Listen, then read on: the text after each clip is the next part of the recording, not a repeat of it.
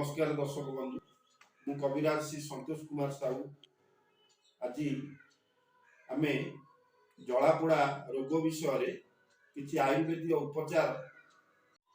उपचार माध्यम जलापोड़ा गोटे रोग जहाँकि मुंडर उपरी भाग पाद तल हाथ पापुली शरीर विभिन्न जगार जलापोड़ा देखा दिए।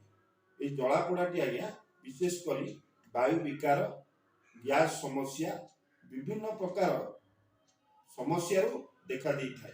यह अति कष्टदायक रोगी एथिरे बहुत हैरान हुअंती खाई पी पारती शोई पारती ना किसी मात्रा प्रभाव रे दरद देखा जाए। ये रोग पाई उपचार है मुचुकुंद गछ आज्ञा मुचुकुंद गछर फूल को आनी घोल दही रे बाटी दिने छड़ा दिने एक खाली पेटे रोगी व्यवहार कले जीवन में केबे आ जलापोड़ा रोग देखिब ना।